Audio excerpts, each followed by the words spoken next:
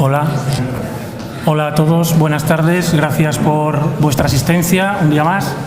Seguimos en la cuarta jornada del curso que dedicaremos al suelo urbano. Para ello, en la primera parte está Fernando de la Fuente, letrado del Gobierno de Cantabria, subdirector de Servicio Jurídico, que nos hablará de las novedades y de todo aquello del suelo urbano que nos pueda servir y sea interesante, ¿verdad? Haremos un pequeño descanso y en la segunda parte estará Marc Salamach, arquitecto urbanista, socio cofundador del estudio de arquitectura y urbanismo Archicubic, que nos presentará la agrociudad francesa que ha sido premio de urbanismo 2021 del Consejo Superior de Colegios de Arquitectos. Nada más. Adelante. Bueno, muchas gracias. Buenas tardes. Voy a hablaros del insondable mundo del suelo urbano. El que diga que sabe del suelo urbano es que no se lo han explicado bien, porque esto es difícil de comprender, aunque parece que es lo más fácil, porque luego hay otras cosas más complicadas. Pues al final los pleitos que tenemos ahí en el servicio jurídico, muchos de ellos son de suelo urbano, o sea que todo esto es muy discutible, y aquí pues lo único que puedo proporcionarles es los criterios que yo he ido sacando de mi experiencia profesional y de lo que he leído de la nueva ley, e intentar sacar algunas conclusiones por si pudieran ser útiles, que luego veremos lo que dicen los tribunales. O sea que yo esto también lo pongo en prevención, porque esto son unas cosas provisionales hasta que vemos cómo funciona la ley, cómo se va aplicando, cómo la entienden los particulares, los ayuntamientos, los abogados contrarios y sobre todo los tribunales. Así que, bueno, pues he hecho un PowerPoint que siempre yo empiezo diciendo que el PowerPoint parece que si no lo haces parece que no te lo has preparado.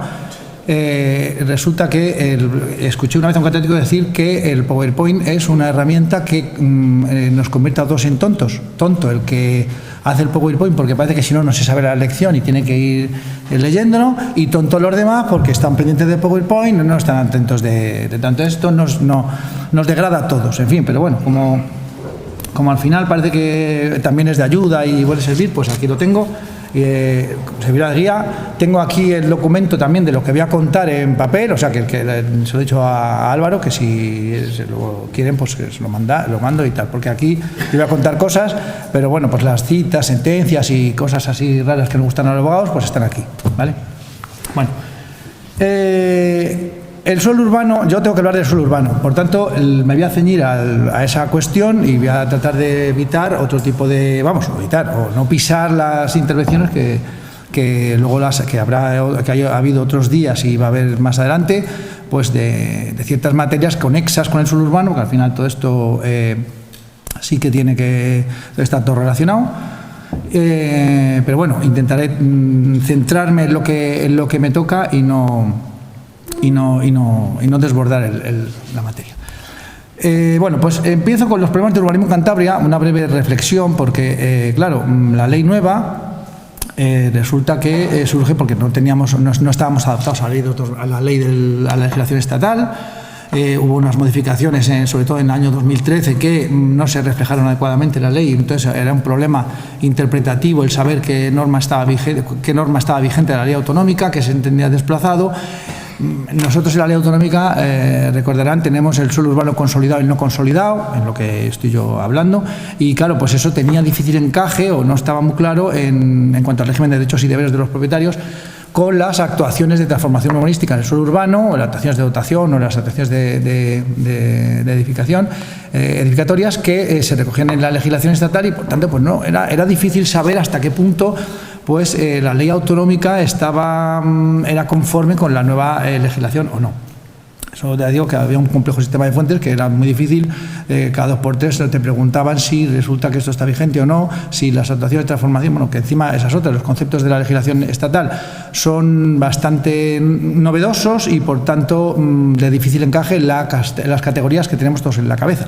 Pero bueno, Luego también la ley, en lo del suelo urbano, pues la ley anterior tenía unos parámetros, unos estándares que primero eran obsoletos porque la realidad va por otro lado, y segundo, pues tenían difícil adecuación con este tipo de operaciones en suelo urbano. Entonces, claro, pues no salían las operaciones de suelo urbano, bueno, primero porque había crisis económicas y que eso ha lastrado todo esto, pero es que además los parámetros que tenía la ley anterior pues dificultaban o imposibilitaban absolutamente el que pudieran salir este tipo de operaciones en urbano no consolidado, en el urbano no consolidado de regeneración y renovación urbana, porque eran unos parámetros que estaban pensando exclusivamente en el crecimiento de la ciudad y no en la transformación del tejido urbano. Bueno, luego también otro problema que había era la adecuación del tratamiento del urbanismo en el mundo rural, porque se trataba en principio igual a los que son desiguales y claro, pues aplicaban unos estándares, unas exigencias en los municipios rurales que no tenían buen encaje en ese mundo. No estoy hablando de los pequeños municipios, que sí que tienen una regulación específica, sino en pequeños núcleos urbanos, núcleos rurales de ayuntamientos grandes o de mayor población, pero que tenían unos pequeños núcleos que, claro, no estaban comprendidos en esa excepción de los núcleos de los pequeños municipios, con lo cual, pues eso. Y luego, sobre todo, y esto es uno de los problemas que yo creo que los primeros proyectos que llevamos allí en el servicio jurídico cuando yo llegué eran los de reclasificación, o sea, clasificaciones de suelo urbano mal clasificadas. Llegaban los propietarios, los promotores y sobre todo los ecologistas diciendo, oye, que esto está mal clasificado, has metido como suelo urbano suelos que no tienen esta clasificación. Y hombre, pues lo puedes entender que efectivamente pues hay cosas oscuras, conceptos, pero claro, 20 años después sigues planteándote la misma discusión en todos los planeamientos urbanísticos que se aprueban o que se tramitan y dices, pues es que esto no estará tan claro, Al final, si todo se residencia en una cuestión técnica, pues si llega un arquitecto y dice que sí que tiene las infraestructuras una parcela, pues se acabó lo que se daba, tiene las infraestructuras. Pero la malla urbana, allá empezamos porque es que claro, la malla urbana, pero las infraestructuras están en la parcela o están cerca de la parcela.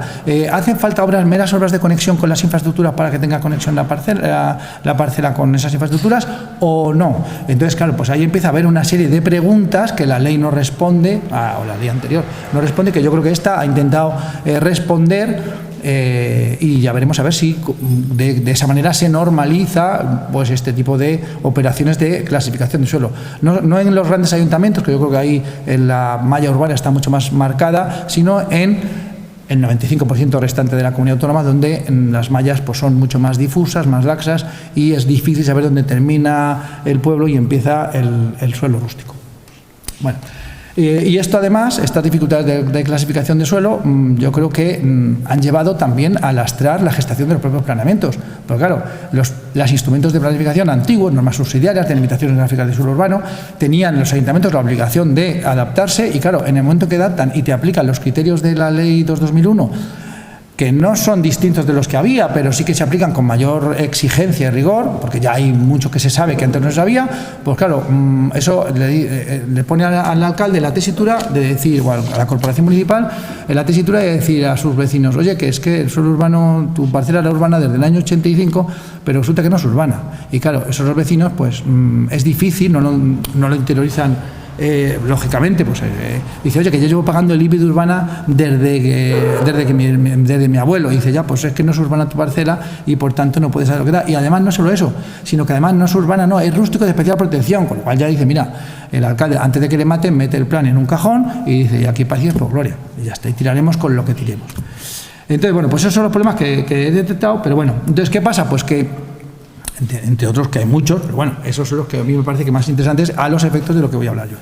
Entonces, bueno, pues la nueva ley dice, bueno, en la exposición de motivos dice continuista para facilitar la adaptación a la seguridad jurídica, y eso es verdad que eso es una ventaja, porque si resulta que cambias radicalmente el modelo de planeamiento o de planificación o de gestión, pues entonces es un lío. Dice, bueno, con la que tenemos liado no sabemos, con el mecanismo tradicional mal hemos llegado aquí, con que si metemos unas novedades que es más difícil de interiorizar, pues es mucho peor. Pero bueno, el caso es que dice, no, vamos a ser continuistas, es verdad que hay cosas que no han funcionado bien, vamos a mejorarlo, esto dice la exposición de motivos.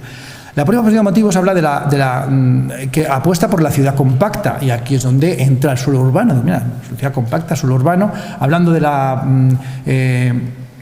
posibilitando o entendiendo que la diversificación de usos debe de ser en el suelo urbano lo que vamos, en el suelo urbano sí, en la planificación urbanística lo que debe primar para garantizar una accesibilidad de toda universal a pues, los servicios, las infraestructuras y todo esto. Claro que esto en una perspectiva antigua está muy bien, luego dices, ¿esto qué quiere decir? Pues yo entiendo que lo que está haciendo el legislador, o por lo menos es la voluntad del legislador, es efectivamente apostar por el suelo, por la ciudad compacta, en la que haya una multiplicidad de usos, no haya estos barrios de usos homogéneos, solo residenciales, solo industriales, solo comerciales, que obligan a la gente a coger los coches, los transportes, y claro, al final pues no se hace barrio, no se hace, es todo más disperso y todo el mundo anda en la carretera todo el día.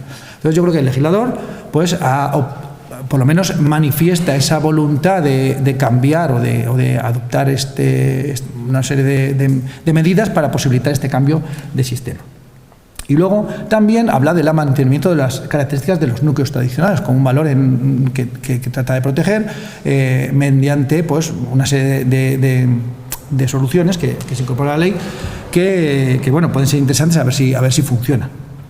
Como todos deseamos, que luego es una pena andar por los núcleos por el mundo rural y ver pues, los desmanes que se han ido produciendo. Bueno, entonces, ya me toca la clase. Entonces dentro del suelo urbano voy a hacer varios apartes. Voy a tocar varios temas, vamos. Y entonces, bueno, a lo primero que voy a hablar es la clasificación del suelo, que yo creo que es el caballo de batalla en el que pues, se plasman todos los conflictos entre la administración municipal y la administración autonómica y los particulares y las distintas administraciones. La clasificación del suelo urbano. No me voy a meter las demás porque no procede. Pero bueno, a lo mejor luego hayas de manera indirecta. Pero, entonces, bueno, la clasificación del suelo urbano, la ley dice, voy a decir, ahora mismo es como siempre, como es continuista, dice los suelos se clasifican urbanos, urbanizables o rústicos. Entonces, pues, bueno, ese es el mismo sistema de toda la vida. Entonces, ahora el artículo 95, que estaba antes en la ley de 2001, es el artículo 37 actualmente, pero aquí yo ya empiezo a ver, no son los que cambian el número, es que cambian muchas cosas de ese artículo que parece que es el mismo, pero no lo es. Entonces, voy a intentar explicar, o lo que yo entiendo, voy a ir desgranando cuáles son esas diferencias, que me parece lo relevante para ir viendo cómo ha cambiado la ley y en qué puede afectar eso, pues eso, a los planes existentes, a los planes en tramitación y a todas las cosas. Bueno, entonces, bueno, la ley parte, yo creo que también eso es continuista y esto es una cosa que como hay que tener en cuenta la legislación básica estatal, el texto refundido del suelo de 2015, donde habla con carácter imperativo. Estas son las cosas que utilizamos los abogados. No es que el precepto se clasificará como, entonces eso es carácter imperativo y entonces aquí no vale debatir si me gusta o no me gusta. No es una opción, es una obligación de la administración el clasificar los suelos urbanos que responden a las características que se establecen en la ley. Es difícil luego subsumir la realidad en esas características establecidas en la ley, pero bueno. Entonces, como es una cuestión y entonces el Tribunal Supremo, y los tribunales, claro, el resto de tribunales han entendido y dicen, no, es que esto quiere decir que si reúne los requisitos, un suelo reúne los requisitos establecidos en la ley, pues usted no tiene discrecionalidad ninguna para decidir si clasifica esto como urbano o no. Si quiere fastidiar a su vecino, lo hace de otra manera, pero no a través de la desclasificación o clasificación de los suelos. Entonces, la ley parte de lo que se llama la fuerza normativa del fáctico, es decir, lo que está transformado, realmente transformado, eso es urbano y debe ser clasificado como urbano. Y si el planeamiento no recoge esa clasificación, entonces está mal el planeamiento. Si da la condición de urbano a terrenos que no están transformados urbanísticamente ni responden a estos requisitos, está mal el planeamiento, y si le da la clasificación a otros terrenos que no lo merecen, pues también está mal. Bueno. Entonces, dice que son los urbanos, pues ya con carácter general, los terrenos transformados integrados de forma efectiva en la red de dotación y servicios de un núcleo de población en los términos establecidos en la ley. Bueno, muy bien. La ley esto era lo de toda la vida del urbano. La ley lo que sí que introduce es el concepto de malla urbana. El concepto de malla urbana, que lo tengo aquí, pero que es la tradicional, porque este precepto está copiado de las sentencias. O sea, aunque no viene en la ley, las sentencias ya estaban diciendo que era la malla urbana, que es el primer problema que nos encontramos para delimitar los suelos urbanos de borde, hasta dónde llega la malla urbana, y porque claro, lo que está en el casco, en la plaza mayor del pueblo, eso está claro que es urbano. Bueno, por lo menos suele estar claro. El problema son los bordes, que son los sitios donde se producen las fricciones. Entonces dice, bueno, pues es que ¿hasta dónde llega la malla urbana? ¿Qué es la malla urbana? Pues habla son urbanos terrenos que dispongan de una urbanización básica, o sea, la malla urbana es la que debe integrar esos terrenos, o sea, hay que delimitar la malla urbana y todo lo que esté dentro, pues eso es lo que es urbano en principio, ya veremos. Dice, una organización básica constituida por unas redes viales, dotaciones y parcelas propias del núcleo, de las que pueden servirse y que estos terrenos por su situación no estén completamente desligados del entramado urbanístico. Esto ya digo que es una definición que se ha cogido de muchas sentencias. He visto en su día estudiando el asunto hay escritos de arquitectos y de técnicos municipales donde discutían o se debatía si era lo mismo red que trama, que malla urbana, en fin, tratando de deslindar esos matices que podía ser. Aquí los tribunales han dicho, no se líe usted, lo mismo me da malla que trama, que muchas veces cambian la palabra por no ser reiterativos en las explicaciones. Pero bueno, entonces esto nos lleva a los demás a demandárnoslos eso por si han querido decir lo mismo o no. Pero bueno, entonces esto es la definición tradicional. Una cosa novedosa. Bueno, novedosa no, porque ya venía en el artículo 21 de la ley del texto de propiedad del suelo. Es que las carreteras estatales y autonómicas no sirven de soporte por sí mismos para la clasificación de un suelo, salvo que ese suelo esté en malla urbana. Es decir, que cuando en los núcleos de Cantabria hay muchos que están construidos o se han crecido en torno a una vía principal, pues obviamente esa vía principal no los convierte en urbanos, pero resulta que es el acceso, porque es la vía principal, que luego es una travesía y en fin. Bueno, pero realmente deberá delimitarse adecuadamente esa malla urbana y no por estar contigua a la carretera merece la condición de urbano. Que esto ha pasado mucho y es uno de los debates primeros que siempre hay, que de pronto el planeamiento, yo he visto, me acuerdo, muchos ayuntamientos que vienen con un plan en el que el suelo urbano es una franja alargada al lado de las carreteras, a los dos lados, y con un fondo razonable para que puedan hacer cosas, claro. Entonces, pues dices, mira, esto no puede ser y hay que buscar otro tipo de... Eso no es el urbano. Entonces, entonces ese criterio ya estaba en la ley estatal, se recoge en la ley de Cantabria y tal. Y luego también se recoge un criterio jurisprudencial, que no estaba ni en la ley estatal ni en la ley autonómica anterior, que dice que tampoco valen para clasificar una parcela como urbana los servicios construidos en desarrollo de un sector de suelo urbanizable. Es decir, el vecino ha desarrollado un ámbito y resulta que el colindante que no estaba metido en esa operación de gestión urbanística dice, ya han llegado a mi parcela los servicios urbanísticos, con lo cual yo ya soy urbano. Esto no es una cosa que me inventé yo, ni está en la ley por algo, o sea, está en la ley por algo porque es que ha pasado, y aquí ha pasado también en Cantabria, y es una de las cuestiones que siempre tienes que andar, pues el límite. Claro, que tú dile a un señor que es que su parcela, su autorización, o sea, su vivienda que está construida al amparo de un 44.2 antiguo, que justo el suelo urbanizable ha llegado hasta el límite de su parcela y se ha desarrollado, que ya no es urbano, que sigue siendo rústico. Dice, hombre, méteme en urbano que No. Entonces, bueno, porque el urbano siempre tiene algunas ventajas que el rústico no tiene. Pero bueno, entonces, bueno, pues eso digo que los criterios estos son los tradicionales y no se ha aportado nada nuevo. Luego, la ley lo que hace es coger y también establecer, como se establecía antes, una distinción: municipios con plan general y municipios sin plan general. A estos efectos y con las transitorias, que luego referiré a ellas, plan general quiere decir también normas subsidiarias, pero bueno. Pero como está pensando en que los ayuntamientos se adapten su planeamiento, pues estamos hablando de esto. Entonces dice, bueno, la primera es una cuestión que está siempre tradicional: los terrenos que han sido urbanizados en ejecución y de acuerdo con las previsiones correspondientes del instrumento de planeamiento territorial y urbanístico. Esto ya estaba en la ley del 2001 y esto está desde la ley del 56, yo creo, o sea que no hay ninguna novedad al respecto. La única novedad, que la tengo aquí marcada en rojo, es que, claro, saluda el planeamiento territorial y urbanístico, no solo urbanístico. ¿Por qué? Porque, claro, los PESIRES también son un instrumento de planificación cuya gestión y materialización de sus previsiones posibilita la creación de suelo urbanizado, y eso también es urbano, no nos equivoquemos. Que en la ley en el texto anterior también se entendía perfectamente que eso era urbano, pero bueno, pues ahora ya lo han querido aclarar para que no haya ninguna duda, por si acaso hubiese una duda. En segundo lugar, el segundo criterio es el tradicional de las infraestructuras urbanísticas, las 4 infraestructuras, ¿vale?, que dice que contar con acceso rodado y estar conectados a la red de abastecimiento de agua potable, evacuación de aguas residuales y suministro de energía eléctrica, siempre que dichas redes sean para dar servicio a las adecuadas construcciones y edificaciones existentes. Bueno, entonces la novedad respecto del artículo anterior es que la propia ley alude a qué se entiende por adecuadas, infraestructuras adecuadas, que estén operativas en el momento de la aprobación inicial del planeamiento y pueden seguir funcionando correctamente al incorporarse las nuevas construcciones y edificaciones que el planeamiento prevea, aunque fuera necesario un refuerzo puntual. O sea, que no vale entonces un reforzamiento puntual, no es que el camino llegue, un camino de piedras, de tierra, llegue a tu parcela y dices, no, el acceso urbano está aquí. Bueno, o sea, el camino de piedras, esto no es un acceso urbano, con carácter general, vete tú a saber, porque luego habrá que ver en cada caso las características de ese núcleo o de ese conjunto edificado.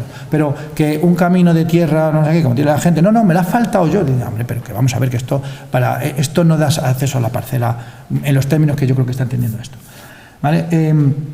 Lo que resulta interesante también es que fija el momento de la aprobación inicial como el del planeamiento, el momento en el que hay que tener en cuenta cuáles son las infraestructuras que dan servicio a las parcelas, de tal manera que se produce en ese momento una foto fija de qué entendemos por el suelo urbano y qué no es urbano, qué tiene las infraestructuras y qué no las tiene.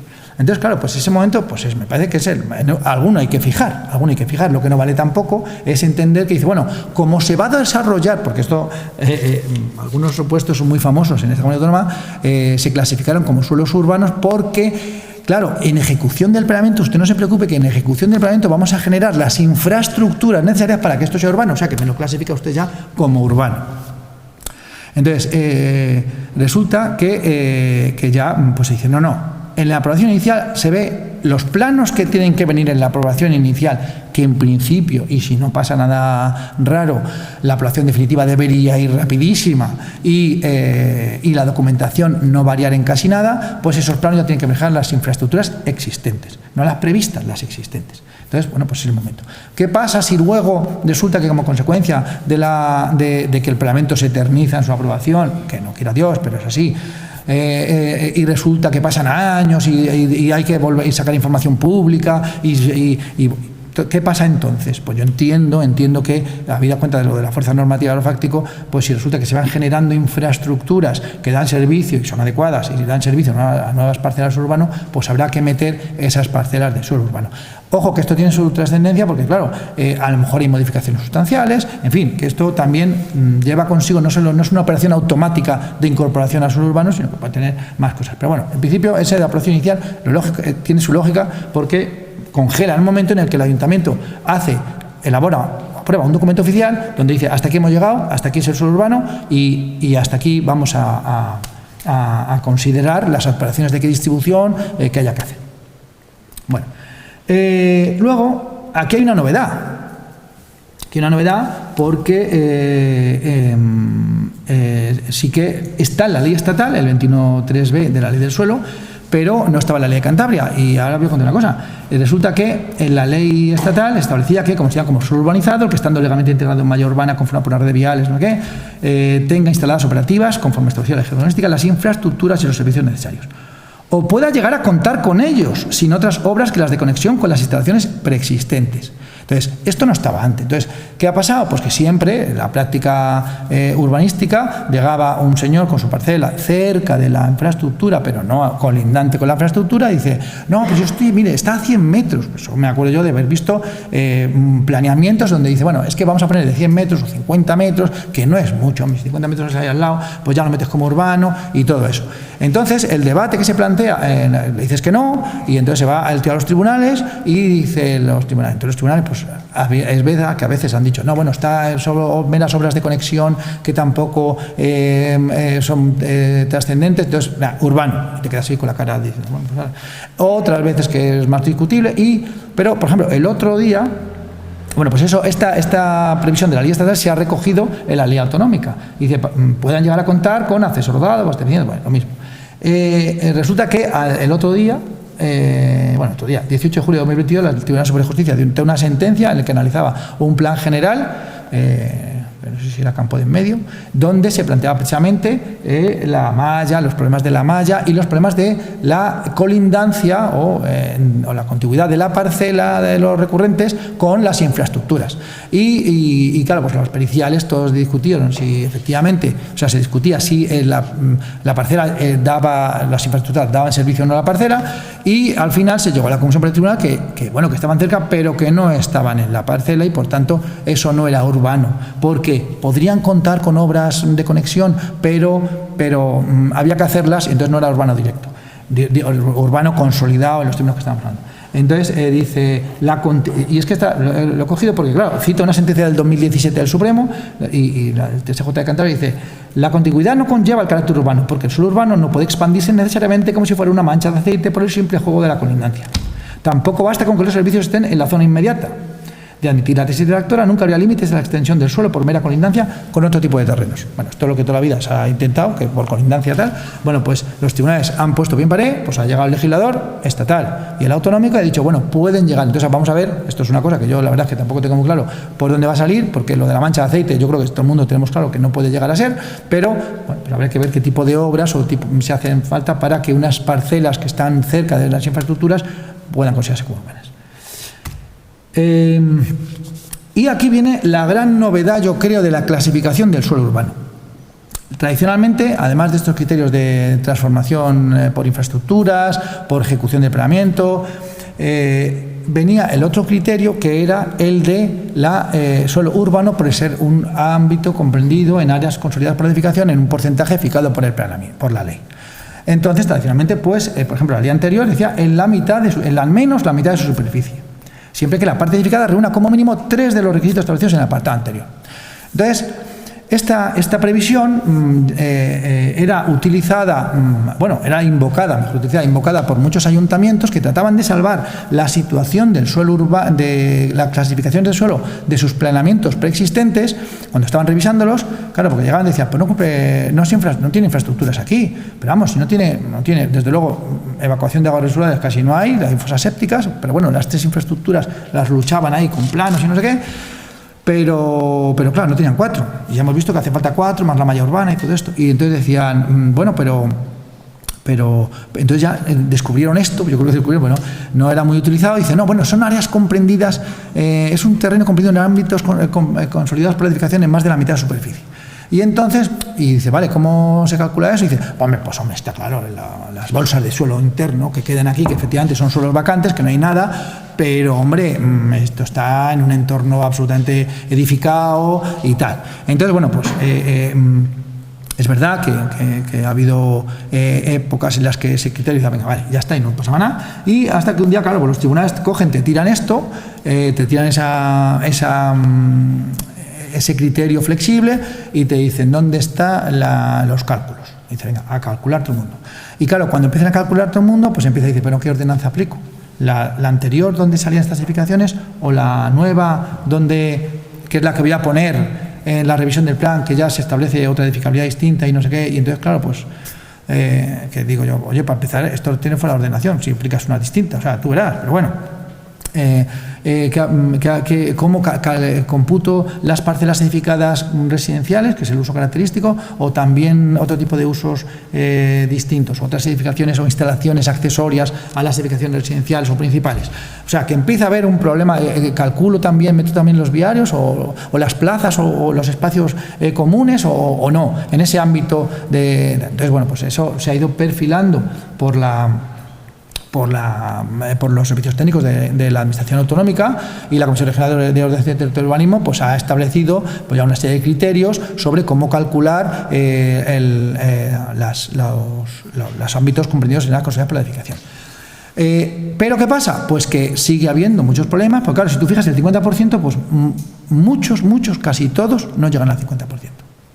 De todas estas bolsas de suelo que no tienen infraestructuras, casi nunca se llegaba al 50%, lo cual genera un problema porque tienes que quitar suelo urbano y tienes que decirle al vecino que su suelo no es urbano. Entonces, yo creo que la legislación, la ley nueva, ha adoptado una solución que me parece muy útil, porque, claro, no es lo mismo un ámbito compacto, un núcleo compacto, que un núcleo más laxo. No es lo mismo una urbanización más difusa que una concentrada. Y claro, eso no se tiene en cuenta. Entonces al final, ¿qué ha dicho el legislador? Bueno, vamos a ver, vamos a dejar al planificador, que son ustedes, vamos a dejar al planificador que examine las circunstancias del caso concreto, compruebe que si eso tiene una trama para considerarla como llegar a considerarla como urbana, y en función y que saque las cuentas que tenga que sacar. Y entonces, una vez que saque esas cuentas, pues calcule que el porcentaje de consolidación, ¿cuál es el porcentaje de consolidación? Ojo, claro, le sale un porcentaje de consolidación con una ordenanza determinada.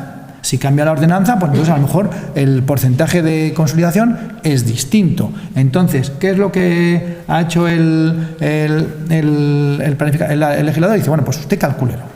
Usted piense cuál es cuál es el grado de consolidación que tiene un núcleo determinado en atención a las características del núcleo, que no tiene por qué ser igual que en otro núcleo de su mismo término municipal y desde luego en otro término municipal distinto. Y entonces tienes que hacer dos cosas. Primero, analizar cuál es la ordenación coherente en ese ámbito y segundo, calcularlo, y segundo, plasmarlo, esa coherencia y que te salgan las cuentas. Entonces, y claro, eso exige memoria. En la memoria del plan tiene que explicarse todo esto y planos y cálculos donde venga cuál es el grado de consolidación de ese núcleo, para saber que no se supera el porcentaje que se ha fijado por el plan, no el 50, dice, pues el 30, pues vale, muy 30, pues va a ser un ámbito de muy baja densidad, no me venga usted a poner aquí una edificación intensiva o una edificación mucho más, con una mayor densidad de la que hay, porque entonces ya no sale la consolidación. ¿Me explico? Entonces, no. En cualquier núcleo rural puede haber una casa que tenga 2.000 o 3.000 metros cuadrados y está consolidada. Bien. Y luego tiene casas adoscadas pequeñitas al lado. ¿Y qué mides?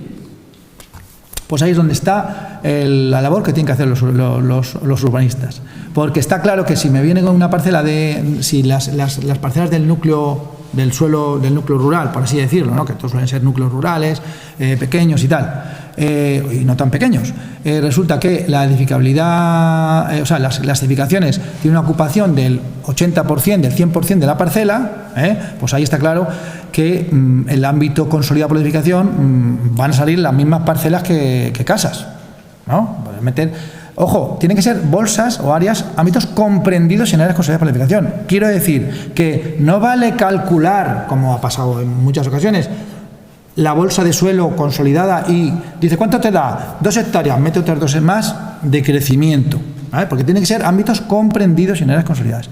Entonces, si resulta que en la ordenanza existente hay parcelas que tienen de 5.000 metros con una edificación y está consolidada, ya sabemos que la ordenanza es 5.000 metros parcela.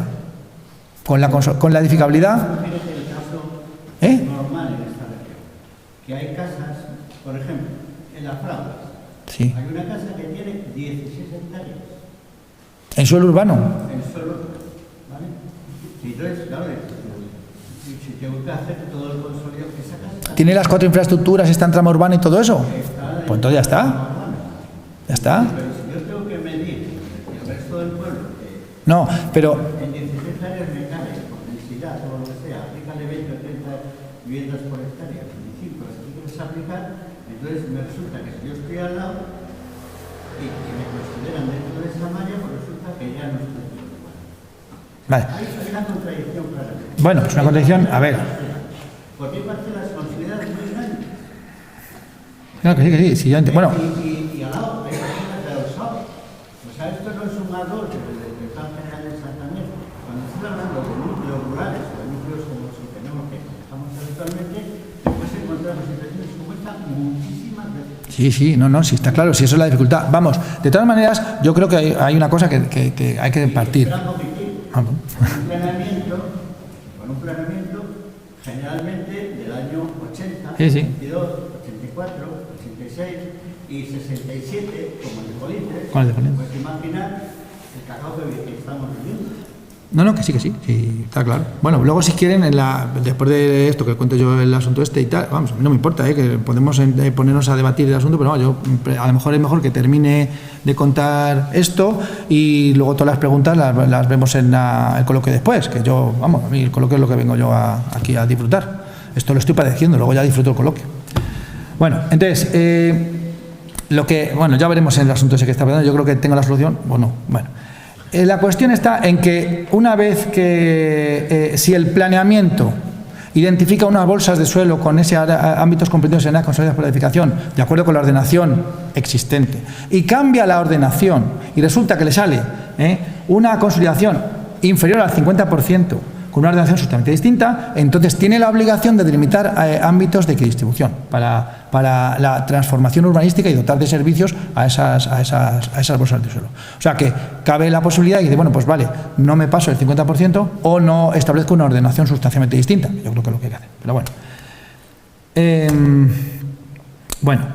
Entonces, ya me he perdido. Sí.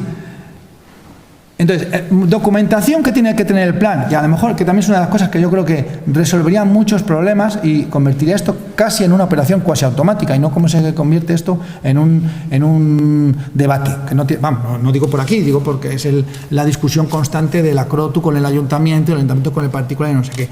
Dice, a ver, en el plan general, si tiene las infraestructuras, si tiene la consolidación por la edificación, o tiene tal, tiene que venir plasmado en documentos, en planos, en la memoria, justificar el modelo coherente que se adopta, por qué voy a considerar como suelo urbano las parcelas que no tienen la infraestructura, pero pueden llegar a tenerla a través de obras simples, sencillas de conexión. Pues diga usted qué obras sencillas de conexión, para que todo el mundo sepa cuál es la cuestión, y los planos de las infraestructuras, que luego es que siempre las andas pidiendo. Si estuviesen desde la aprobación inicial, pues no tendríamos los planes que tenemos. Pero resulta que en la aprobación inicial vienen unos croquis, y no puede ser. No puede ser porque es que, pero no por nosotros en la administración autonómica, que somos muy pijoteros, sino porque luego lo ve un tribunal, luego ve el vecino que tal, luego ve el promotor que se quiere cargar el plan, luego ve al señor, el propietario que tenía una ordenación que le beneficiaba y que luego considera que no, la nueva considera que no eso, y se quiere cargar el plan. Por defectos formales, que es lo más fácil, entre otras cosas, la motivación. Bueno, y ya digo que debe estar, esto que está contando antes de la consolidación de la edificación, pues bien documentado en la memoria. Bueno. Y luego están los municipios sin plan. En los municipios sin plan, o sea que ya vemos que en el municipio con plan sí que ha habido cambios muy importantes, muy importantes. Esto último yo creo que es lo más relevante porque así se permiten incluir como suelo urbano muchas bolsas de suelo que antes no entraban en el suelo urbano. Y luego en los municipios sin plan también ha habido novedades porque se mantiene lo de la delimitación gráfica del suelo urbano y tal, o sea, una delimitación sin ordenanzas, que no era PDSU, pero bueno, dice, bueno, contar con acceso rodado, sistema de depuración de aguas residuales, la parcela o la edificación, sistema de depuración de aguas residuales, es decir, fosas sépticas, cosas de estas, no evacuación de aguas residuales. Como se exigía antes, a la derecha lo verán, que está tachado, evacuación de agua. No hace falta, por tanto, para clasificar un suelo como urbano en un municipio sin plan, tener la infraestructura de evacuación de aguas residuales. ¿Vale? Y se añade también lo de poder estar conectado a través de simples obras de conexión a instalaciones y infraestructuras existentes. O sea que esto ya cambia, se recoge el modelo anterior, se limitan a 3 infraestructuras, la fosa séptica ahí está metida y se recoge el modelo anterior, el modelo de la ley del suelo. Bueno. Y luego, además, se dice que estén integradas en áreas edificadas al menos la mitad de los espacios aptos para edificación, en el municipio sin planeamiento. Entonces, aquí sí que se mantiene el 50% del grado de consolidación por la edificación. ¿Vale? Pero establece, dice, vale, esto de la consolidación, vamos a fijar criterios en la ley para determinar de qué estamos hablando. Entonces, aquí dice aquí, el ámbito de presentar al menos un grado de consolidación de la mitad de superficie, partiendo de las construcciones legales o en ejecución, que también se permite, pero en ejecución, que aparezcan en el bono oficial del año 2020. Ahí ya tenemos el hito a tener en cuenta, ¿vale? Para los que vengan a partir de ahora. Bueno, y trazando una línea perimetral que encierre las edificaciones del asentamiento siguiendo el parcelario, las huellas geográficas existentes, tales como caminos públicos, ríos, riachuelos, otros elementos geográficos apreciados a simple vista. Que esto también es un criterio que se venía manejando por la Comisión Regional de Urbanismo a la hora de examinar los planeamientos. Es decir, es verdad, a ver por dónde termino, si no hay una ordenanza que me permita delimitar el ámbito donde concluye la parcela transformada de la sin transformar, en fin, pues vamos a ver más o menos con un fondo de parcela, una cosa, unos criterios lógicos, un río, una carretera, pues hasta ahí llega el suelo urbano. ¿Vale? Entonces, ¿qué ordenación aplicable a esto? Pues las NUR, pues porque se mantiene el mismo sistema, en los municipios sin planeamiento, las NUR, la ordenanza de las NUR son las que se determinarán. Y luego tengo aquí el artículo 20 del Reglamento de Valoraciones, que me parece que puede ser interesante a los efectos de determinar qué ámbitos homogéneos son los que tienen en cuenta, porque establece qué criterios hay que tener en cuenta para fijar a los efectos de valoración, eso es verdad, los ámbitos homogéneos. O sea, que es temporalmente homogéneo a los efectos de cálculo de la edificabilidad y, por tanto, de la valoración. y eso me parece interesante porque yo creo que alguna vez sí que se ha utilizado este parámetro, el artículo 20 del Reglamento de Valoraciones de la Ley del Suelo del 2011, para fijar cómo calcular ese tipo de coeficiente y también el área homogénea, ¿vale? Bueno, hasta ahí no eso. Bueno, ahí va. Vale.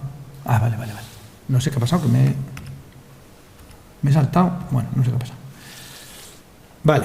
Y luego, ha quedado claro, municipios con plan, municipios sin plan, y luego había un supuesto, que es el 95.1d anterior, los asentamientos singularizados de población.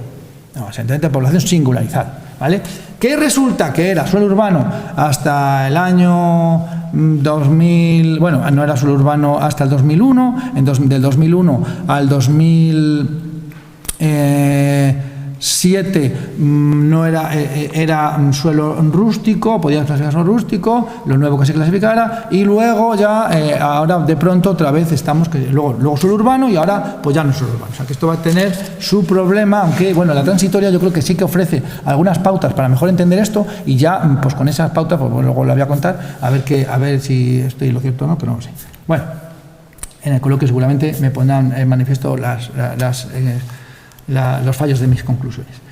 Entonces, aquí he puesto una evaluación de la figura, porque lo que estoy contando que esta es una figura que sí que ha generado preocupación en el legislador desde siempre, pero no se ha sabido, yo creo, el configurar o diseñar adecuadamente, y por eso en muchos núcleos rurales de la provincia pues ves cosas que no tienen mucho sentido que hayan pasado allí. Pero bueno, entonces, pues el reglamento de planeamiento ya se define lo que es el núcleo de población, y a partir de ahí, bueno, los tribunales han identificado el núcleo de población. Llega el 2001 y dice: los núcleos de población delimitados como tal por la ley 994, que lo clasificaba como suelo rústico, tenía clasificación de suelo rústico. Bueno, pues a partir de ahora, como resulta que lo que quiero es proteger el suelo en rústico, este tipo de núcleos de suelo rústico pasan a ser suelo urbano, porque la ley de 2001, una de las cosas en las que asumió, fue una dicotomía entre el suelo urbano. Se pueden hacer cosas, suelo rústico no se puede hacer.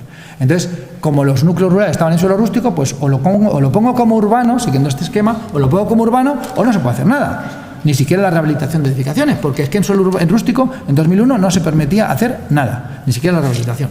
Con lo cual, pues dijo, bueno, pues ya está, lo pongo como suelo urbano, y eso generó monstruos, porque claro, a esas bolsas del núcleo rural le aplicas una ordenanza de suelo urbano y ya es donde desvirtúas absolutamente las características tipológicas de ese espacio. Entonces, esa decisión pues llevó a clasificar como suelo, asimilar al suelo urbano a este tipo de núcleos. Núcleos clasificados como tal por los planeamientos de acuerdo con la ley 994. ¿Y qué pasa con aquellos planeamientos del 85, del 93, que no tenían clasificado, o sea, que no habían clasificado sus núcleos rurales de acuerdo con la ley 994, porque no se habían adaptado a esa ley? Pues había una duda, pero resulta que luego una interpretación auténtica del legislador, porque cuando se aprobó la ley de 2004 del POL, se dijo, como están excluidos los suelos urbanos, se tomó la decisión de que todos aquellos núcleos rurales identificados como tales por los planeamientos, que según la transitoria podían entenderse como urbanos, pues se quitaron del POL, con lo cual ya tienes un primer criterio legislador diciendo todo lo que sea núcleo rural con 994, antes de 994, es suelo urbano, por tanto nada. Y lo segundo, el Tribunal Superior de Justicia también avaló este criterio, planteándose en dos cuestiones. Ahí, bueno, tengo identificadas que eran por motivos tributarios, uno que pagar catastralmente el IBI de urbana o no, y dijo, no, esto está como urbano, está núcleo rural, la ley ha dicho que eso es urbano, no se meta usted en líos. Pero bueno. Luego llega ya la ley 8/2007 del Estado y ya permite reconocer a las legislaciones autonómicas este tipo de núcleos tradicionales, legalmente asentados en el núcleo rural, y llega la ley 8/2007 de Cantabria, la ley 7/2007 de medidas fiscales, modifica la ley del suelo y ya mete esta figura de los asentamientos singularizados de población. ¿Vale? Y esta definición, claro, aquí me he fijado unos criterios que se fijó por la Comisión de Regla de Urbanismo en uno de los expedientes de modificación puntual de planeamiento para identificar un núcleo rural que no estaba identificado como tal en el planeamiento del 83, pero pues claro, querían identificarlo. Entonces se planteó la duda de qué criterios había que seguir, qué criterios son estos de Porque claro, esto no es urbano, si fuese urbano estaríamos en los otros supuestos. Entonces, ¿qué es esto? Esto es filosofía, esto es música, ¿qué es esto? Entonces, como estas cosas, pues al final la filosofía y la música no la entienden más que los entendidos, pues resulta que hubo que poner por escrito una serie de criterios para objetivar esos apartados. Entonces, pues aquí está, no lo voy a... Vamos, sí, lo voy a decir porque es que resulta que luego vamos a ver como que esto es lo que se ha plasmado en la nueva ley.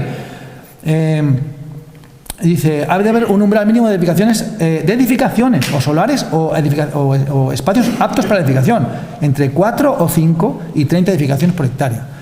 Esas edificaciones no han de ser necesariamente destinadas a uso residencial, puede haber otros usos, que siempre andamos buscando las casas, ¿no? Puede haber otros usos, como de hecho los hay. Ha de haber una cierta relación entre las edificaciones y los intersticios que los unen, y puede identificarse lo que es el dentro y el fuera, el intus, el foras, que decía ayer, que las NUR, esto está tomado de las NUR. La malla urbana está caracterizada por las relaciones topológicas y no por la existencia de infraestructuras urbanísticas, es decir, es otra cosa. Ahí no vaya a buscar usted la infraestructura, la acera o lo que sea, porque no la hay. Aquí hay otra cosa.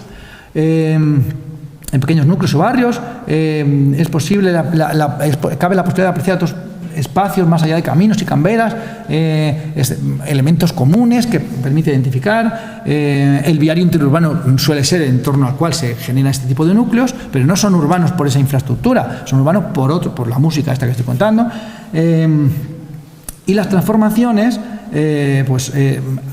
estos núcleos se han transformado precisamente por este tipo de decisiones legislativas en muchas ocasiones. Se han transformado, la gente ha hecho unas risiones que ya no se acomodan a lo que era la armonía de ese tipo de conjuntos. ¿Y qué pasa? Esas también hay que tenerlas en cuenta. Ese ya es un núcleo tradicional, o como resulta que se ha hecho un chalet para venir el fin de semana a 2 aguas y no sé qué, o cubierta plana, ya se ha perdido el núcleo tradicional o el asentamiento singularizado de población, este tipo de ese carácter.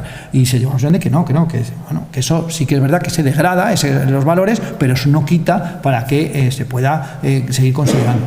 Y lo que está claro es que si hay un crecimiento urbanístico que se ha producido por lo que sea, eso ya no es el núcleo tradicional, que eso también es una de las cosas que se fijaron. Y estos criterios son casualmente estos criterios están tomados de las NUR, de la memoria de las NUR. Y de esos criterios son los que yo creo que son los que se han plasmado en los núcleos rurales de la nueva ley. Dice, tendrán concepción de núcleos rurales aquellos ámbitos definidos en el reglamento que, no contando con los requisitos legalmente establecidos para ser clasificados como suburbano, porque si no, no estaríamos hablando de esto, si van de soporte a un asentamiento de población histórico, singularizado, antigüedad superior al año 60, mínimo de 5 y máximo de 30 edificaciones, dicho antes, merecedoras de un tratamiento específico por sus características morfológicas, y el planeamiento deberá plasmar un criterio orientador para el tratamiento de las edificaciones, previendo alternativas escaladas para la conservación y no sé qué. Entonces, esto está en el artículo 49.4, me parece que es, 46.4, 49.4 de la ley. Ya digo que estos criterios, ¿por qué he contado lo de la CROTU? Porque yo creo que es lo que ha permitido plasmar o concretar en la ley este tipo de parámetros para identificar ese tipo de asentamientos o núcleos rurales. ¿Vale?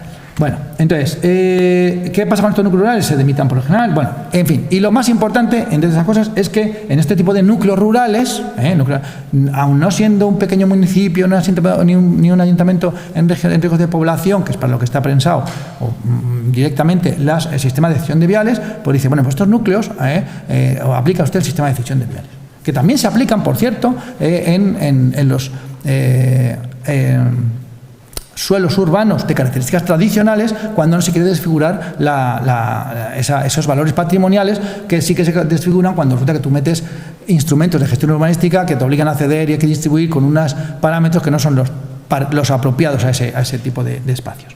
¿Vale? Y en este caso, aunque se trate de suelo rústico, pues la ley ha dicho, mira, aquí licencia directa, no lo liemos, lo va a identificar el ayuntamiento, nosotros, la Comisión Regional de Urbanismo lo va a comprobar, va a ver que está bien, y lo que pase ahí, pues ya licencia directa, no hace falta una autorización de la Comisión Regional en suelo rústico. ¿Vale? Y luego, ya por ir concluyendo esto de la clasificación de suelo, bueno, sí, tengo que ir terminando. La clasificación de suelo, resulta que, claro, pues la ley, o sea, el legislador es consciente de que esta identificación de los suelos urbanos es uno de los grandes problemas que tiene el planificador, según he contado antes. Entonces, ¿qué es lo que inventó? En el 2020 dijo, mira, antes de la aprobación inicial, ya me lo mandas por aquí, ¿qué es lo que se estaba haciendo? ¿Qué es lo que estaban haciendo los ayuntamientos? Por la vía de la colaboración interadministrativa, llegaban y le mandaban a la Dirección General de Urbanismo el planeamiento antes de aprobar inicialmente, es decir, dime si está bien, dime lo que tenga que cambiar para intentar hacerlo ya y para no tener que andar con las modificaciones sustanciales. Bueno, pues eso luego se plasmó en una ley en 2020, a partir de 2021, y eso se ha reflejado en la ley nueva. O sea, que dice, usted antes de la aprobación inicial me lo manda para comprobar yo la corrección de los suelos urbanos en los planes y las modificaciones puntuales, que también, bueno, y también, de paso también eso. Bueno, régimen transitorio. Aquí es donde también esto es importante, porque claro, todo esto que he contado, que son novedades de la clasificación de suelo, ¿qué pasa con los planeamientos antiguos que no responden a esos criterios? Bueno, la ley parte del sistema que tenía la ley anterior, es decir, se respetan los planeamientos vigentes a su entrada en vigor. Con lo cual, ¿eso qué quiere decir? Pues que las clasificaciones de suelo recogidas en los planeamientos antiguos, no adaptados a la ley 5/2022, está claro, ni a la ley 2001, se mantiene, se respeta. O sea, que si una parcela aparece clasificada como urbana, pues habrá que presumir, por la presunción de legalidad de la disposición de carácter general, que eso es un suelo urbano. Ya está. Vale. Pero claro, hay más. Dice, los núcleos rurales, así calificados por el Parlamento General, no adaptado a la ley 2001, de los cuales hay muchos, tendrá la consideración de suelo rústico de núcleo rural. En los planes generales adaptados a la ley de Cantabria 2001, tendrá la consideración que estos les otorguen, que con carácter general a partir, bueno, y en cualquier caso, y esto es donde viene aquí, los núcleos rurales deberán incumplir los requisitos del 46.4, que son los que citaba antes. Y aquí viene un problema, porque claro, los planeamientos no adaptados a la ley 2001, ¿vale? Es decir, los planeamientos antiguos, que estoy pensando en Colindres, que se ha citado antes, en Soba y en Villascusa, por decir tres, Camargo también, claro. El núcleo rural pierde su condición de suelo urbano porque pasa a ser suelo urbano y vuelve a ser suelo rústico. Ahora, ¿qué ordenanza la aplico? Pues no lo sé. Si todavía el plan general mantiene la ordenanza que tenía en su día de aplicar el suelo rústico, de aplicar para el núcleo rural, benditos a Dios. Si resulta que, como consecuencia de las modificaciones de 2001, algunos ayuntamientos tramitaron modificaciones puntuales para quitar esas ordenanzas y ponerlas de suelo urbano, pues también tenemos un problema. Pero bueno, pues esto es lo que dice ahí. Ya está. O sea, que deja de ser núcleo rural, o sea, pierde la condición de suelo urbano que le había conferido legalmente la ley en 2001 y pasan a ser un suelo rústico. ¿Y el planeta adaptado a la ley de 2001? Pues hay que distinguir. Si era antes de la ley 2007, pues no estaba la figura del núcleo rural o asentamiento singularizado de población. Entonces, los planeamientos anteriores, que no son muchos, Comillas, Potes y... ¿cuál es el otro? Bueno, tres, no me acuerdo cuál es el otro, perdonadme, pues ahí, si lucharon la condición de suelo urbano de esos asentamientos, se tendrá la condición de suelo urbano y aquí paciencia y por gloria, y si no llegaron a considerarse suelo urbano porque era una trama que no merecía esa condición, pues entonces serán un suelo rústico y a partir de ahora serían suelo rústico. Si son posteriores a 2007 y efectivamente el planeamiento, aprovechando la reforma de la ley, los se identificó como tales, pues entonces tendrá la consideración de suelo urbano, o sea que entonces aplicará las normas de suelo urbano. ¿Vale? Así, pues Santiago Mar, que lo tenía aquí, ¿vale? Y bueno, ahora iba a citar aquí, porque bueno, las actuaciones en suelo urbano, que me parece también una cosa relevante, que la ley ha cambiado ya, aunque ya estoy, pero bueno. Actuación en suelo urbano, ¿vale? Esto es una de las novedades que ha recogido la ley porque, claro, la ley anterior recogía el suelo urbano consolidado y no consolidado, y el no consolidado era como el urbanizable y el consolidado, pues actuaciones asistemáticas y cosas así. Y si querías delimitar un ámbito para cambiar la ordenación que existiera, pues se convertía en urbano no consolidado. Ese era el sistema que seguía, muy sencillo y tal. Llegó el legislador en el año 2007 y dijo, mira, esto es un lío y vamos a hacerlo de otra manera. Y entonces es por actuaciones, los derechos y deberes de los propietarios se configuran, como bien se sabe, por actuaciones. Usted va a hacer una cosa, tiene unos deberes y unos derechos. Usted va a hacer otra, va a tener otros derechos y otros deberes. Me da igual cómo lo llame usted, si es urbano, rústico o medio pensionista. Entonces, bueno, pues entonces distingue las de transformación de las edificatorias. Bueno, ya sabemos, aquí no voy a contar. Las de renovación, reforma de urbanización, intervenciones sobre bolsas de suelo urbano vacante, que casi son todas las que hay de urbano no consolidado aquí en Cantabria, o sobre el que el Parlamento prevía una ordenación sustancialmente distinta de las existentes para generar infraestructuras, dotaciones adecuadas a la nueva ordenación y con una o más parcelas aptas para la edificación. Es decir, se procede a la equidistribución y se procede a la transformación urbanística, es decir, se generan nuevas infraestructuras urbanísticas. Yo creo que es la clave de esto para diferenciarlo de otros ámbitos, de otras operaciones que ahora veremos. ¿Vale? Tengo aquí el listado de los deberes de los promotores que están en la ley, en el artículo 40, tampoco merece la pena que las cite porque son cogidas de la ley estatal y están plasmadas aquí con ciertas matizaciones. Hubo un debate, por ejemplo, en sede parlamentaria de si había que ceder el 10, el 15, al final se terminó por el 15, pues ya está. Con las matizaciones estas de que cabe la posibilidad de que se reduzca o se incremente la cesión en función del valor de la parcela resultante, sea inferior o superior, en fin, todos estos ya están en el estado. Vale, entonces, y una cosa importante, solo respecto al incremento de la edificabilidad. Esto me parece relevante porque si yo lo calculo desde haciendo tabla rasa, como era con la legislación anterior, la operación no salía nunca. Si yo quiero actuar en suelo urbano consolidado para establecer una nueva ordenación del ámbito, nuevas infraestructuras y nuevas edificabilidades, tengo que dotar de mayor edificabilidad al ámbito, y si esa edificabilidad ya parte de 1,5, por ejemplo, que en Santander seguramente haya muchos ámbitos con esos niveles, ya no puedo hacer esa ordenación, ya no puedo hacer esa operación. Pues no, es el incremento. Bueno, siguen los deberes de los promotores. Y los estándares, en los anexos, ya saben que el anexo de la ley recogerá los estándares que son aplicables a este tipo de operaciones. Entonces, pues cambia en función de si los ayuntamientos son iguales, una población prevista, no que tengan, sino prevista, igual o superior a 10.000 habitantes o inferior. En función de eso, la edificabilidad neta, entendido por tal, la edificabilidad resulta de quitar los sistemas generales de las parcelas, pues entonces, excluir los sistemas generales para el divisor, la edificabilidad es hasta 1 o 0,5, según un otro. Y la densidad, por 120 o 75, según sea uso residencial colectiva o unifamiliar en viviendas, en los municipios de más de 10.000 o más grandes, y 80 y 60 en los municipios de menos habitantes. Que estos yo son sistemas, yo creo que, bueno, antes estaban por ahí, se han incrementado un poquito, pero bueno. También coge estándares, que yo no me da vergüenza citarlos porque están en la ley, pero bueno, estándares de los aparcamientos, que me parece importante porque también se van estableciendo en función de los usos globales que tenga un ámbito. Y si tiene unos usos globales de tal, pues habrá que ver en cada caso cuál es lo que le corresponde a cada uso. Que son alternativos, pues el que tenga mayor dotación. Que esto, entonces se establecen reservas de aparcamientos y sistemas locales que están aquí citados es en la tabla de la ley, que vamos, que la he copiado, tampoco tiene mucho más, ¿vale? O sea que no hace falta. Pero bueno, actuaciones de dotación, aquí ya es otra de las operaciones distintas en las que me parece importante que estas operaciones determinan se busca la obtención de una dotación pública, esa es la razón de ser de la operación, una dotación pública en un ámbito urbano para reajustar la proporción mediante incremento de edificabilidad. Claro, es que la administración no va a obtener ese suelo porque la gente se lo dé, sino dice, vale, lo puedo expropiar o puedo inventarme esta operación dando mayor edificabilidad, no se trata de un privilegio a estos propietarios ni una regalía, sino que será un incremento de la edificabilidad para compensar, para obtener ese suelo, porque si no esto no funciona.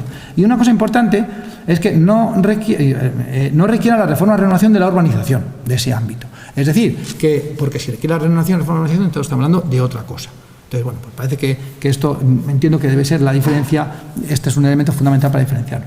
Entonces, una de las cosas importantes que dice la ley, claro, para posibilitar este tipo de operaciones, es que ya se venía haciendo, es que las cesiones pueden hacerse no solo en suelo, porque aquí va a ser bastante difícil, sino también en vuelo y subsuelo, lo cual puede ser interesante, porque dice, mira, pues voy a hacer en este edificio donde hay aquí, va a hacer una biblioteca, pues entonces las 2 plantas son de la biblioteca y las de la tercera para arriba que sean residenciales, los que vivían aquí. Para eso hay que incrementar la edificabilidad y tal, aunque no toque la densidad, pero bueno, por ejemplo. Entonces, que construyan el edificio y que me cedan el espacio de las 2 primeras plantas. Y aquí paciencia por gloria. Pues me parece una muy interesante. O también pensar en los aprovechamientos o el uso o la utilidad que puede tener los bajos rasantes con aparcamientos, no digo ya centros comerciales como hay en otras grandes ciudades, sino en este es un nombre que está en un proceso de distribución. Sino conseguir se me ha ido el hilo. Me parece que puede ser muy útil, por ejemplo, pues esos bajos rasantes, pues aparcamientos, Santander, Torrelavega, pues tienen déficit de aparcamiento, llega, se hace una operación de esto y dice, oiga, usted el aparcamiento también vale, claro que vale, y a lo mejor vale más que lo de arriba, porque eso es un negocio que me cuesta, pero una vez puesto, pues ya está. Entonces, bueno, pues eso puede ser interesante. Y los estándares, bueno, pues también están en la esa, que voy a pasar porque si no, no me da tiempo. Adaptaciones de regeneración y renovación urbana, aquí donde viene también, esto es una figura que yo he estado hablando con gente y la verdad es que es bastante difícil la distinción con las operaciones de renovación en forma urbana, porque claro, aquí también se habla de mejora de edificios de tejido urbano cuando existen situaciones de obsolescencia y vulnerabilidad de barrios, es decir, ya existe una edificación, o sea, una urbanización y unas edificaciones, y se establece, o parece establecerse, una ordenación distinta para posibilitar esa regeneración urbana, superando la situación de pobreza energética o deterioro físico ambiental. Puede ser que este tipo de operaciones en las que se adelgazan o se flexibilizan los deberes de cesión y los estándares, haya otro tipo de factores sociales las que haya que atender y por tanto las exigencias el legislador entendió que son menores. Pero bueno, entonces, pues porque permite acomodarlo a la realidad de la operación que se va a frente, de la realidad física donde se vaya a proyectar la operación. Una cosa interesante en este tipo de cosas es que la ordenación de este tipo de operaciones puede venir en el plan general, como hasta ahora siempre ha sido tradicional, pero también cabe la posibilidad de que lo hagan por plan especial de forma interior o un estudio de detalle especial, y que estos incluso pueden, el plan especial de forma interior pueden modificar el plan urbanístico municipal en anotaciones de generación y renovación urbana, y pueden modificar, suprimir viales, modificar, ubicar espacios libres y zonas verdes, lo cual es interesantísimo porque claro, si tienes que tramitar una modificación puntual y luego hacer el plan especial, pues es un lío. Pues tú haces el plan especial, transformas, haces solo una figura y ya está.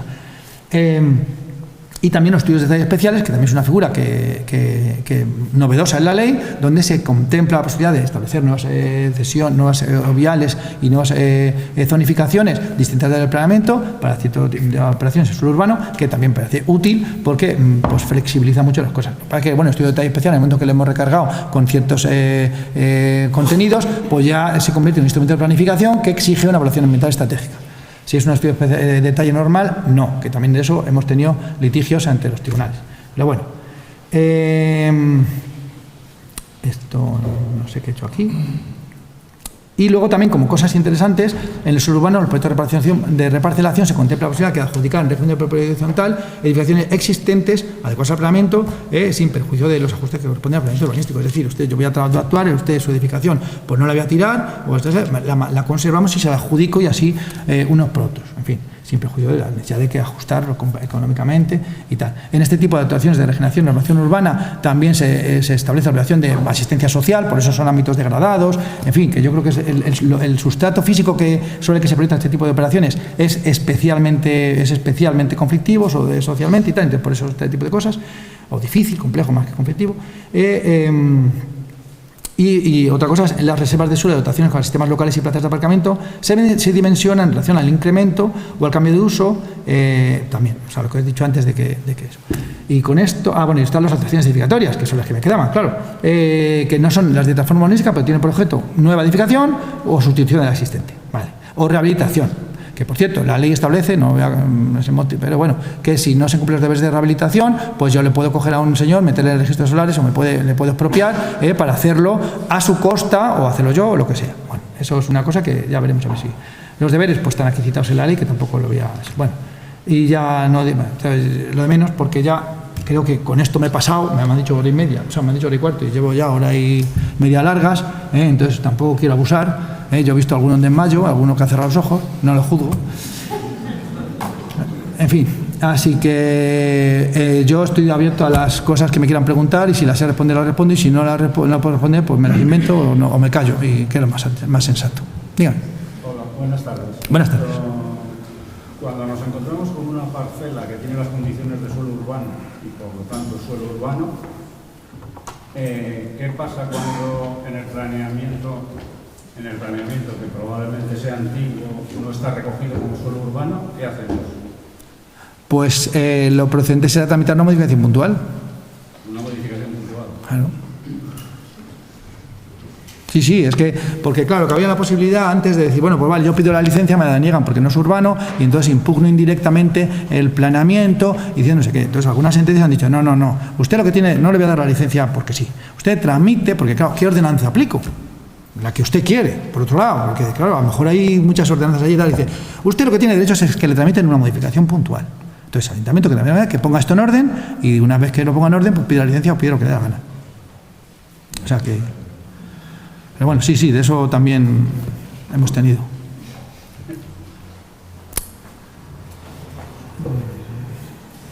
No me creo que esté todo tan clarito, que no haya duda ni pregunta, pero yo las tengo. Bueno, pues por retomar, por llenar el hueco, el vacío, por retomar la cuestión que se ha planteado antes, en estos espacios de núcleos rurales donde hay distintos tipos de edificaciones con distintas tipologías y por tanto y distintas distintas tipologías, distinta ocupación en las parcelas, distintas parcelas. Yo creo que no hay que perder de vista varias cuestiones. Primero, que los criterios de suelo urbano, los criterios de clasificación de suelo urbano son varios. Entonces, hombre, en ese tipo de núcleos no es que sean urbanos en la ejecución de planeamiento, pero sí que a lo mejor son urbanos por la urbanización.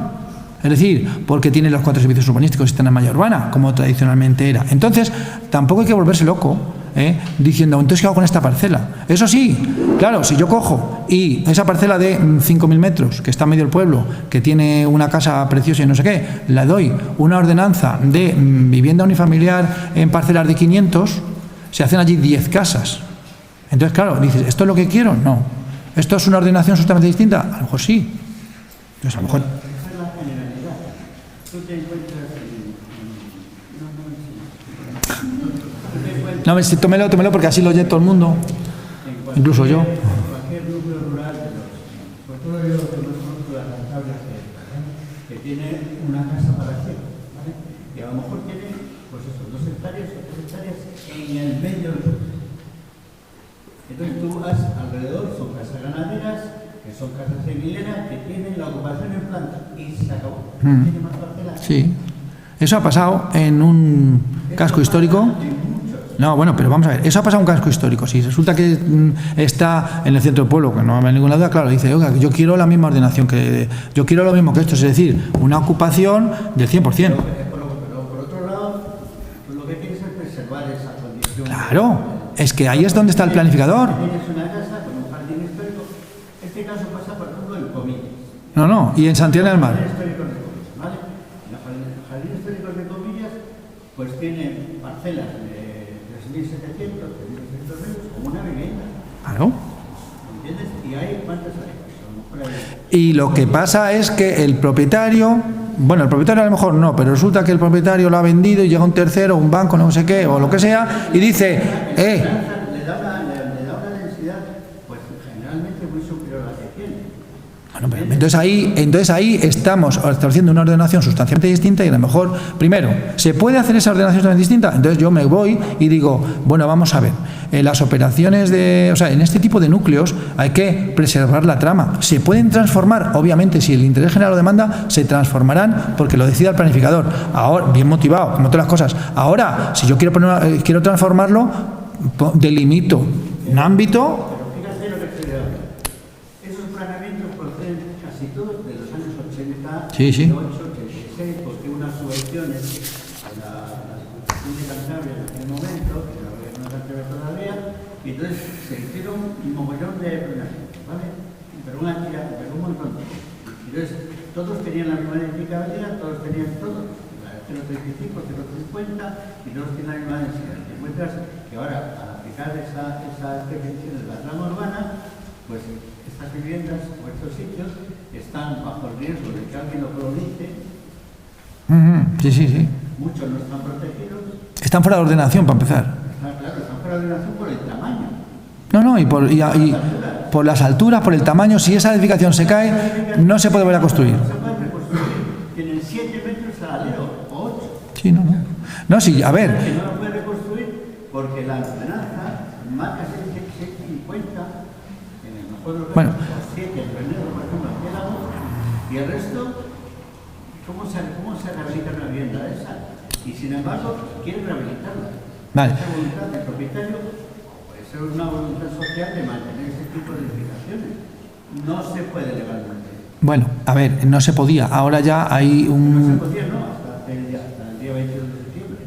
Bueno, entonces, ahora la ley ha incorporado lo que se llama el régimen de preexistencias. Ya ha suprimido, ya no es tan exigente o tan... la decisión no es tan drástica en cuanto la decisión del legislador en cuanto a la identificación de las edificaciones fuera de ordenación. No está fuera de ordenación todo lo que sea contrario al planeamiento. Esto me lo preguntó hace poco en Torrelavega y yo no supe dar la solución porque me pilló de sopetón, luego estudiando y dice, no, es que ahora ya el planeamiento, es verdad que es un poco confuso el artículo 119, parece que, bueno, no sé cuál es, pero viene a decir, ahora ya fuera de ordenación no es todo lo que esté en el contrario al planeamiento. Entonces, fuera de ordenación son unos supuestos concretos.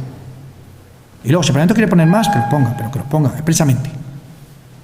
Los viales, espacios libres, no sé qué. Todo lo demás, no. Entonces, yo ahora mismo, en Piélagos, pues tendría de pronto Piélagos o, digamos, Marina de Cudello. Marina de Cudello tiene el casco de Marina de Cudello está fuera de ordenación. Y es del 83, el planeamiento, 83. Bueno, Marina de Cudello y tantos otros. Yo siempre, me lo habrán oído muchos de los que estáis aquí, que están aquí, que digo, a ver, cuando se hace la planificación, yo no sé lo que tienen que poner, pero hombre, el casco, por lo menos, que establezcan unas ordenanzas de conservación, de parámetros alternativos, me da lo mismo, pero no pongáis ordenanza U1, parcela 500, ocupación 0,5, o sea, el 50% edificabilidad 0,5, porque es que, o sea, todo está fuera de ordenación. Entonces, esa labor no sé, debe ser complicada, porque los planeamientos, la mitad de las edificaciones están fuera de ordenación, los planeamientos antiguos. Y claro, dice, se cae la casa que encima es bonita, porque es una hilera, no sé qué, y dice, anda, pues no compro los retranqueos, no puedes construir. Ni guarda distancia con el Claro, dice, pero si estaba la casa antes que el ayuntamiento. Dice, pues ya, pues no. Bueno, por eso, entonces, y antes que los planificadores. Entonces, el que fue, pues lo hizo. Entonces, lo primero que hay que hacer es eso para evitarlo. Lo segundo, sí, hay un régimen de preexistencias que la ley recoge ahora y que flexibiliza mucho el régimen de usos que se pueden que se permiten y las actuaciones que pueden llevar a cabo en una edificación que es disconforme con el planeamiento. Entonces, pues hombre, yo creo que hay una vía bastante interesante como para resolver, no digo todos, pero muchísimos de los problemas que inconscientemente se han generado. Pues son conscientemente, pues mira. Parte de la base de que quería ser el planeamiento, ¿vale? Yo no creo en el planeamiento, ni en los planificadores, ¿vale? Entonces pasa un caso concreto. El plan especial que se hizo para la Universidad Pontificia de Comillas, y les señalo a Álvaro, pero no estoy aquí, se hizo para colegios del mundo. Colegios del mundo ha desaparecido. ¿Qué pasa con la Universidad Pontificia de Comillas? Desde el punto de vista urbanístico, ¿para qué sirve? Bueno, pues ya, a ver, que yo vengo aquí a hablar de suelo urbano, no tengo la solución a ese tipo de problemas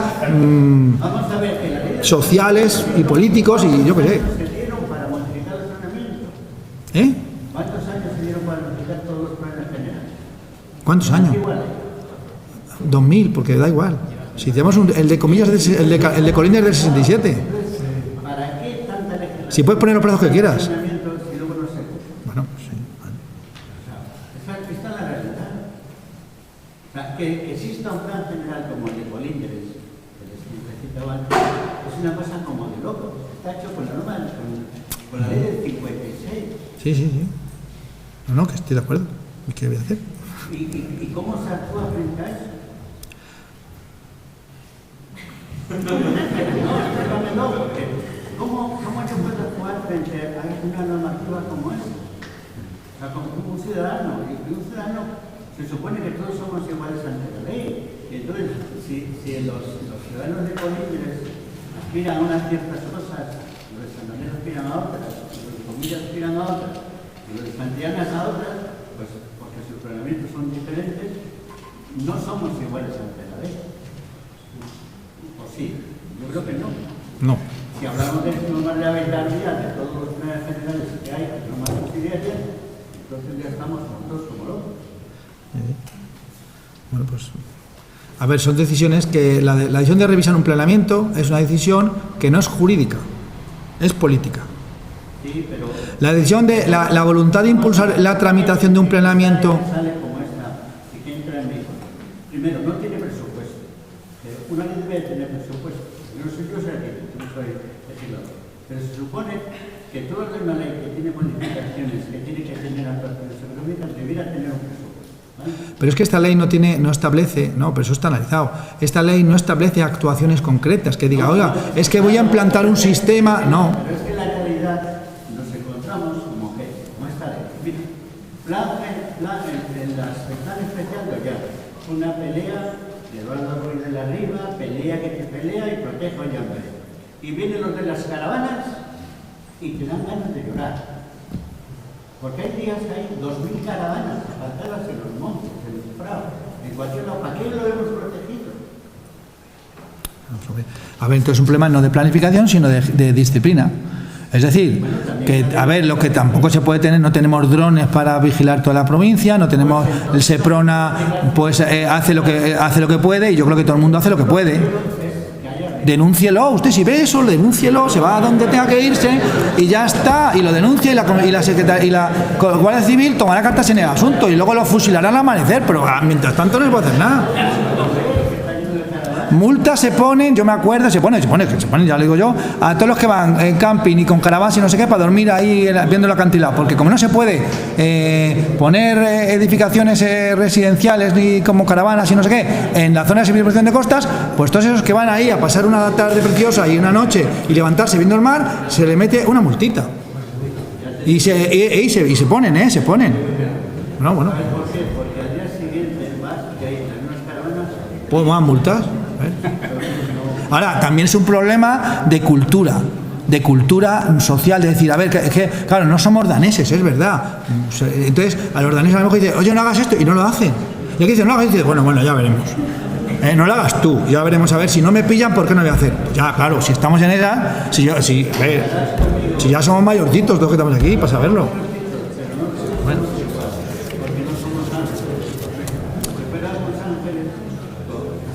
No, claro. Si fuésemos ángeles los abogados no haríamos falta, pero aquí estamos. O sea que, en fin. Bueno, ¿alguna cuestión más? Ven. Una pregunta, ahora que se ha eliminado el suelo urbano no consolidado, eliminado está, ¿qué va a pasar con esos suelos si se hace revisión o incluso en aquellos planeamientos que no estaban como tales? A la hora de limitar unidades o de hacer gestión sistemática, ¿qué criterio? ¿O se ha planteado algún criterio? O sea, los suelos urbanos no consolidados recogidos en los planes como tales, ¿no? Sí. Sin ordenación que tengan lo que sea, pues hay que ver la transitoria. A ver, la tengo yo por aquí.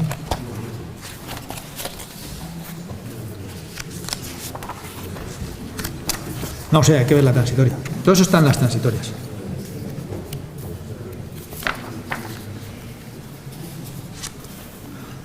Si no tengo aquí, a verlo y ya está.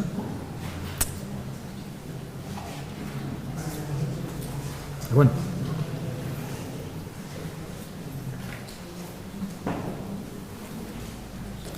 Es que no tengo las gafas.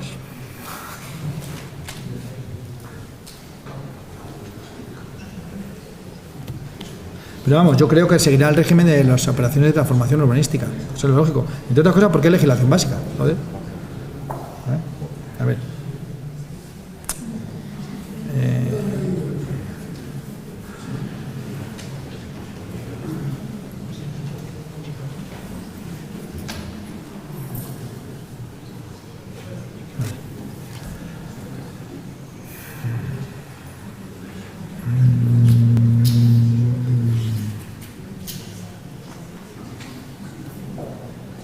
Mira, dice aquí,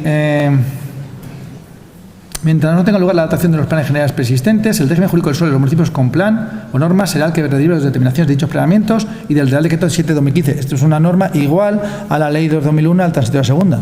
¿Qué tal? Pero bueno, con las siguientes reglas. En el suelo urbano tendrá concepción de actuaciones de transformación urbanística en los terrenos del suelo urbano que el Parlamento General califica como suelo urbano no consolidado y en general aquellos suelos urbanos incluidos en ámbitos de distribución cuyos objetivos consisten en la renovación o reforma de la urbanización, en actuaciones de dotación o en actuaciones de la regeneración y renovación urbana en los términos de la ley.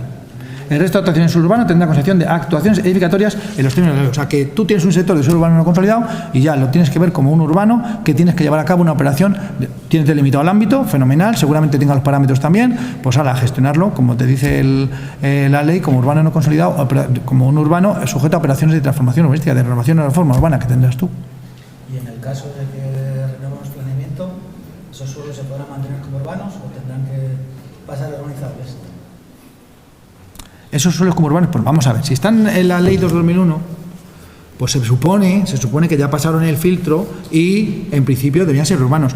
Luego, los ámbitos urbanos, urbanizables, me da lo mismo, que están sujetos a operaciones de gestión urbanística, los planeamientos es una de las cosas que se metieron en la ley 3/2012, me parece que fue, no, en la de 2014, no, 2012, no sé, bueno, en la ley de 2001 ya se modificó en 2012 o 2014, para decir que los planeamientos podrían incorporar determinaciones de transición. Pero, ¿qué es lo que quiero yo decir con esto? Y esto se ha recogido en la ley nueva. O sea, que entonces los planeamientos, entre otras determinaciones, contenidos mínimos o potestativos del planeamiento, normas de transición para las situaciones persistentes. Si tú tienes un urbano clasificado como urbano a día de hoy y tú revisas tu planeamiento, hombre, mucho se tiene que torcer la cosa para que no te respeten el urbano, aunque hay urbanos por ahí de planes adaptados que son un poquito llamativos, pero bueno. Entonces, ese en principio va a ser urbano. ¿Está sujeto a una operación de transformación urbanística porque es un suelo vacante, como seguramente sean el 80% de los urbanos no consolidados, y estableces una ordenación distinta? Pues entonces es un ámbito sujeto a operaciones de transformación urbanística en operaciones de renovación y reforma urbana. Transformación urbanística, parcelas nuevas aptas para edificación, eso. Pero esas transformaciones las determina el ayuntamiento o vendrán dadas por plan. ¿Me explico? Los ayuntamientos tienen un plan adaptado a la ley, fracasado totalmente.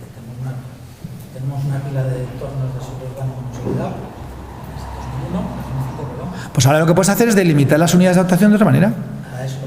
¿Eso lo posibilita la ley? No, siempre. Si tú aplicas el régimen de transformación, te está diciendo, vamos, tú puedes modificar, a ver, tú tienes en el plan general unos parámetros, tú tienes los peris, con peri puedes modificar todo eso. Por ejemplo, lo modificas y en su caso con estudio de detalle según el tipo de operación que hagas. Es decir, que tú tienes instrumentos en la ley para modificarlo. Y dices, bueno, pues mira, yo sé que la ley, el parámetro que termina el plan general no funciona, hay que cambiarlo y lo puedo hacer por vía modificación puntual o a través de un plan especial de forma interior o el estudio de detalle especial, en su caso, si puede, no sé qué. Para cambiar los viales, en fin, tampoco vas a cambiar mucho, pero algo puedes cambiar que a lo mejor es lo que no funciona. No lo sé.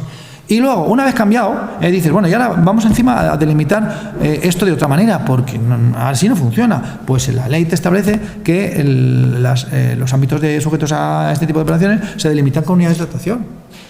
El alcalde, información pública. O sea, que, vamos, no lo sé, habrá que ver en cada caso concreto que está planteando, porque habrá que ver de qué tipo estamos hablando. Pero vamos, yo creo que no debería haber, si yo aplico la nueva ley, porque me está diciendo si esos urbanos no consolidados se sujetan a la ley 7/2015 y hasta en los términos de operaciones de transformación urbanística, pues, no sé. Bueno.